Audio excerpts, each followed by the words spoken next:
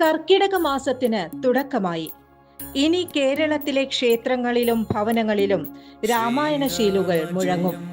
അക്ഷരവും അറിവും കവിതയുമെല്ലാം ഉൾക്കൊണ്ടതാണ് രാമായണം. ജാതി മത ലിംഗമന്യേ എല്ലാവർക്കും രാമായണം പാരായണം ചെയ്യാം. രാമായണത്തിൽ സയൻസ് ഉണ്ട്. പുഷ്പക വിമാനവും സേതുബന്ധനവും അതിന് ഉദാഹരണമായി പറയപ്പെടുന്നു. രാമായണത്തിലെ സയൻസ്. രാമായണത്തിൽ മറ്റൊരു സന്ദർഭത്തിൽ ശ്രീരാമൻ ലക്ഷ്മണന് വീണ്ടും ഉപദേശം നൽകുന്ന ഒരു ഘട്ടമുണ്ട്, അല്ലെങ്കിൽ ഒരു ഭാഗമുണ്ട്. ആദ്യഘട്ടത്തിൽ ലക്ഷ്മണോപദേശത്തിൽ ജീവിതത്തിൻ്റെ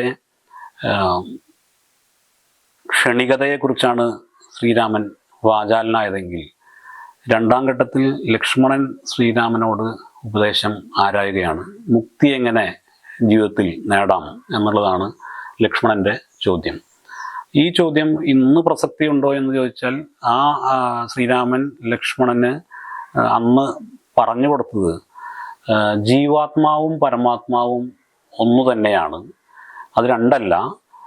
ഒരു വ്യക്തിയുടെ പ്രവൃത്തിയിലൂടെയാണ് നമുക്ക് ഈ ജീവാത്മാവിനെയും പരമാത്മാവിനെയും ഒന്നിപ്പിച്ചുകൊണ്ട് മുന്നേറാനായിട്ട് സാധിക്കുന്നത്. അങ്ങനെ സാധിക്കുകയാണെങ്കിൽ നേരത്തെയൊക്കെ സൂചിപ്പിച്ച പോലെ തന്നെയുള്ള കാമക്രോധ ലോഭ മോഹങ്ങളെ നിയന്ത്രിച്ചുകൊണ്ട് മുന്നോട്ട് പോവുകയാണെങ്കിൽ മുക്തി ലഭിക്കും എന്ന്